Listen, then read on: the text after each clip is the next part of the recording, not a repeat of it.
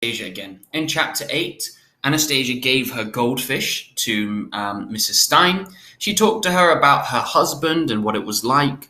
Anastasia went to go speak to her mother because of that conversation about having to marry Robert Giannani. And then suddenly the doorbell goes, and it's a boy named Steve Harvey, and he invites her to go play tennis. The phone rang, and it was Jenny Macaulay. Jenny, I've called you twice, and you weren't home either time. Oh, I guess I was out. Yeah, your mother said you were out. How are things in Cambridge? Boring, said Jenny mournfully. Yeah, here too.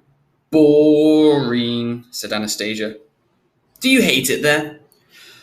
Well, sort of, Anastasia lied. When are you going to come and see me? I thought Robert and I might ride our bikes out next Saturday, he said. He looked at a map and figured out how to get there. Robert Giannani? When did you talk to him? Jenny hesitated. Well, yesterday he came over and we rode our bikes down to the river. That jerk. Yeah, that jerk Giannani. Anyway, we sat by the river for a while because Robert was doing one of his surveys. We were counting joggers. How many old joggers and how many young? How many male and how many female? How many wearing special jogging shoes? How many female wearing bras and how many not? Robert's going to send the results out of his survey to Psychology today. That idiot. Yeah. Anyway, after that we went over to the Brattle Theatre and saw Casablanca. Jenny Macaulay, you told me that we would go to see that together. You know I've only ever seen it on TV. Well, you weren't here, Anastasia. Anastasia glowered. Funny that you said things were boring in Cambridge, Jenny. It sure doesn't sound boring. There was a long silence. Finally, Jenny changed the subject. Have you met anyone out there? Yeah, the woman next door. She takes Sam out for a walk every afternoon. Any boys? Yes, as a matter of fact. A boy named Steve Harvey. He's going to be in the 7th grade, and he's tall and good-looking. I've played tennis with him 3 afternoons now. Jenny interrupted her. You're a terrible tennis player. You always hit the ball into the net. That's because I never had a good partner before, Jenny Macaulay, you rat, said Anastasia angrily. It just so happens that when I played tennis with Steve Harvey, I hit the ball over the net at least 50% of the time. We're playing again today. Probably by the end of the week, I'll hit the ball over the net 80% of the time. And probably... Jenny interrupted her again. Anastasia, she said pointedly, you promised me you would call me if you met any boys. I did call you. You were always out. You were always out seeing Casablanca with Robert Giannani, probably. So, you're always out playing tennis, it sounds like. Funny that you said things were boring there. There was another long and uncomfortable silence. Are people like you expected in the suburbs? Asked Jenny finally. Do they wear pink curlers and eat TV dinners and have bowls of artificial fruit? Anastasia thought about the past 3 afternoons when she had gone to Gertrustine's house after tennis and rolled Gertrustine's ragged grey hair up in pink curlers so that she would look nicer. On one of those days, Gertrustein had put a TV dinner into the oven while Anastasia was there. She had explained how she very seldom, so not very often, did much cooking anymore, because it was so lonely to cook for just one person. Yeah, said Anastasia to Jenny, the lady next door is just like that. Pink curlers, TV dinners, artificial fruit, the whole bit. Sicko, said Jenny. Yeah, said Anastasia vaguely, I guess. Listen, I gotta go, but Robert and I will ride out next Saturday, okay? Okay. Hey, did Robert ask you anything about Sam? Did he say anything about Sam? Well, not having legs or anything like that? Good grief, why would he ask me that? Sam has legs. He kicked me once because I hid his blanket as a joke. Oh, sighed Anastasia. It's too complicated to explain. I'll see you guys on Saturday. Don't forget to watch TV tonight. The Maltese Falcon is on. After Anastasia had hung up, she thought, I should have asked her if she was going to watch it on TV, or if she was going to go see it at the Brattle Theatre with Robert Giannani, that jerk. She decided that maybe this afternoon she would get the tennis ball over the net more easily and harder by pretending that it was Robert Giannani's head. Whammo. One of the things that Anastasia liked about her tower room was that her parents didn't very often come up to it, so it was very private. Not that she ever did anything subversive in her room.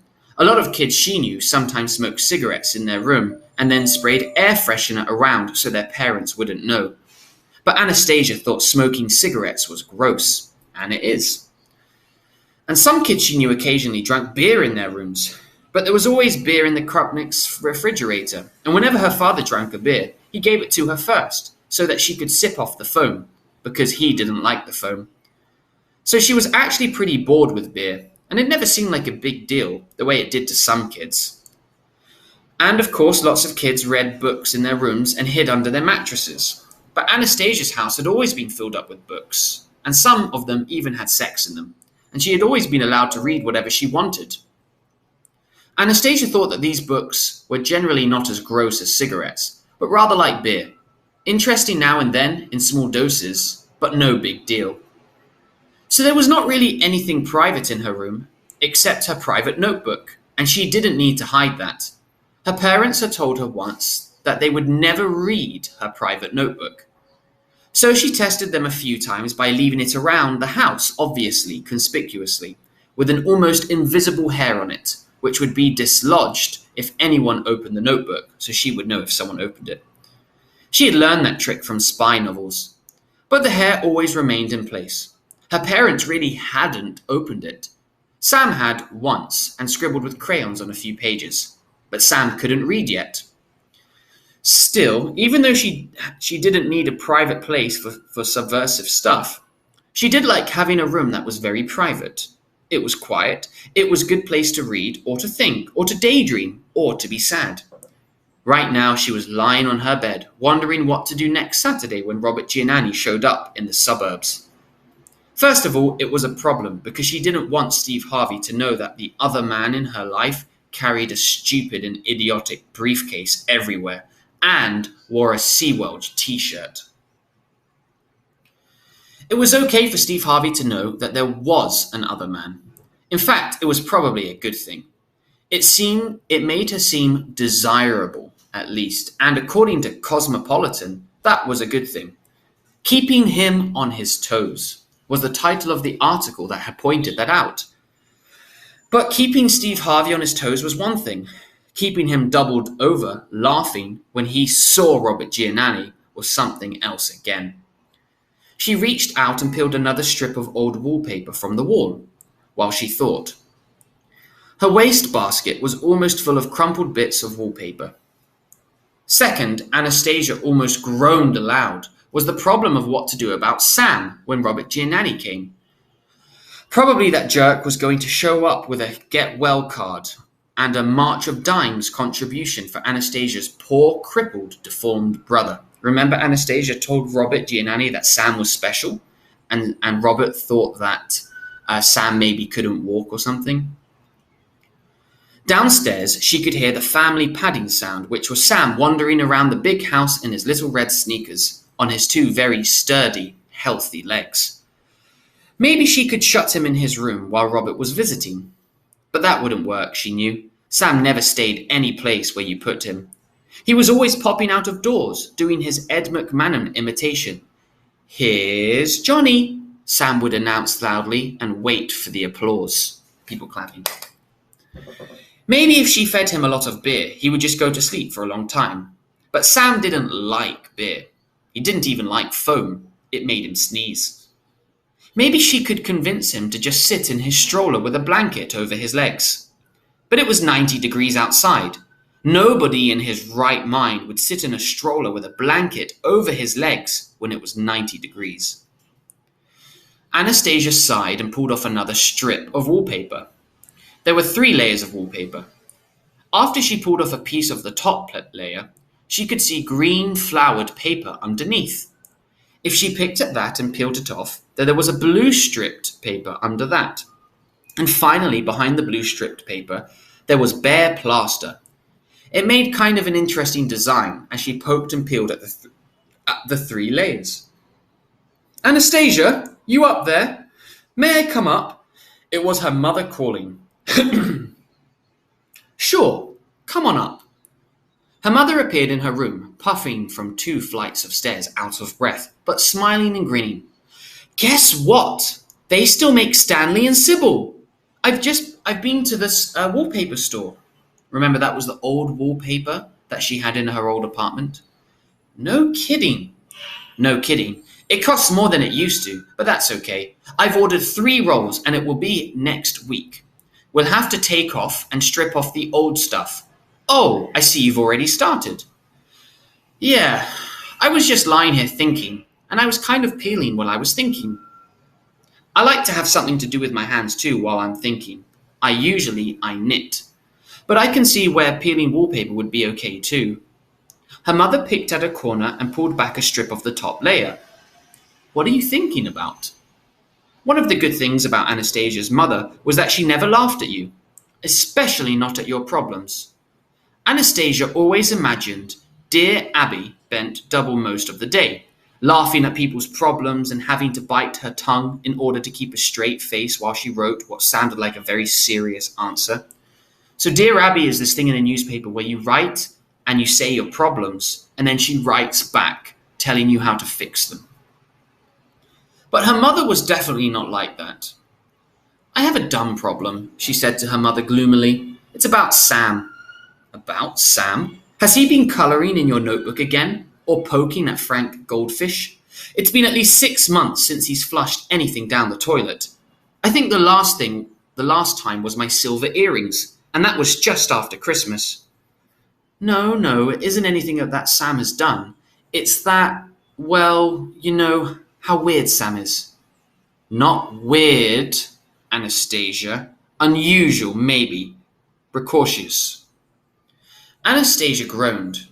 Well, when we were still living in Cambridge before we moved, I was talking to Robert Giannani, who really is weird, by the way. I'm sorry, but there isn't any other word for Robert Giannani. And he asked me how my brother was. He's never seen Sam, and I was trying to describe Sam to Robert Giannani, and somehow I haven't figured out how. I never will figure out how. But Robert got the idea that Sam was deformed, that his legs were different. Deformed? Sam?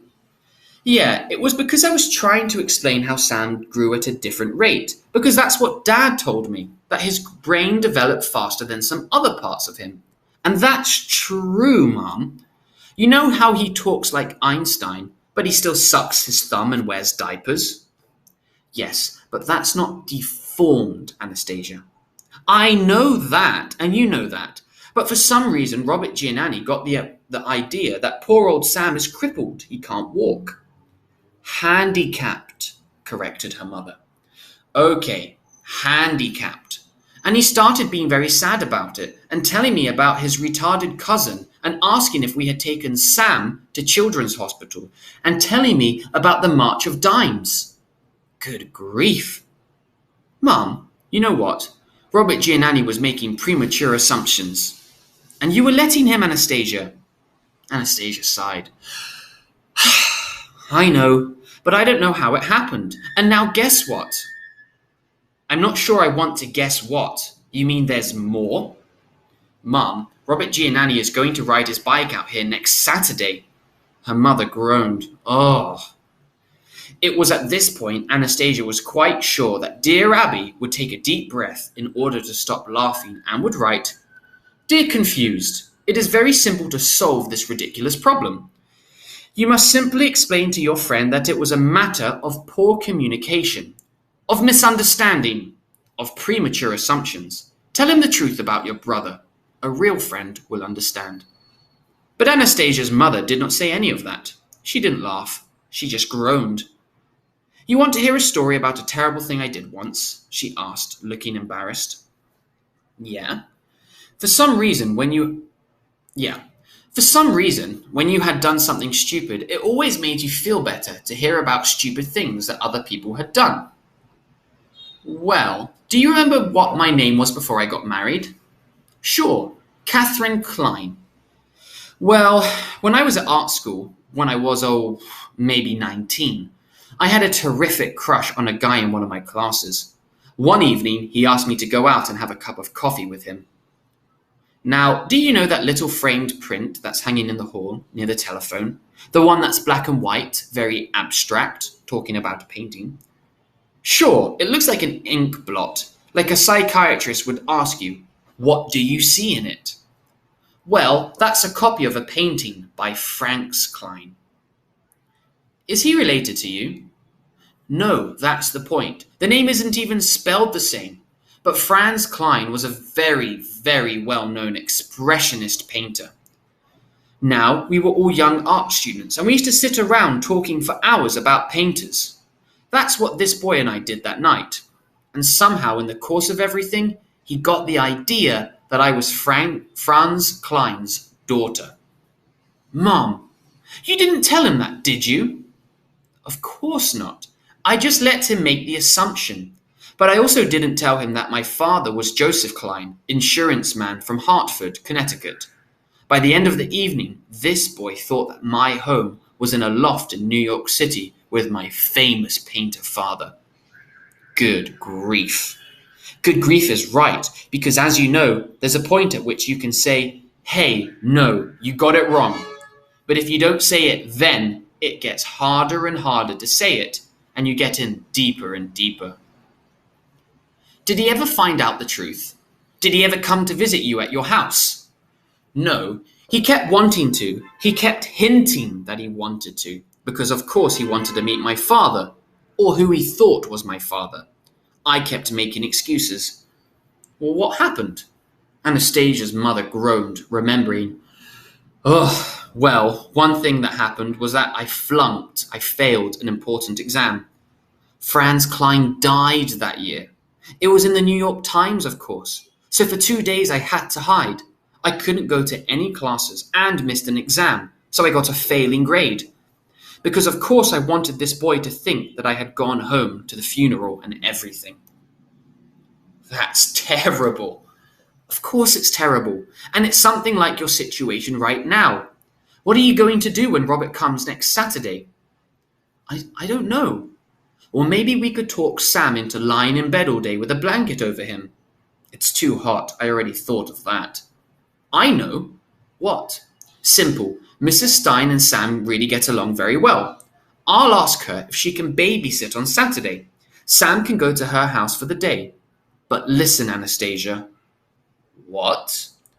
Robert Giananni's not going to visit often, is he?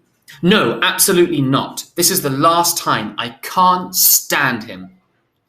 Unfortunately, continued Anastasia in chapter 2 of her novel, just as the young girl began to live a new and well-adapted life, her past crimes began to catch up with her. Then she crossed out the word crimes. Her past sins began to catch up with her, she wrote. Then she crossed out the word sin and chewed on her pencil eraser. Finally, she wrote, her past began to catch up with her and to get tangled up with her future. So that's the end of this chapter. Basically, she calls Jenny her best friend, and she's angry because her and Robert went out. I think she's a little bit jealous. And Jenny's angry at her because they didn't tell her about, or they didn't tell each other about the boys. And Jenny went to go watch the movie Casablanca without Anastasia. And then they end up talking a little bit about coming to her house. And now Anastasia's worried because Robert's going to see that Sam isn't crippled. He can walk.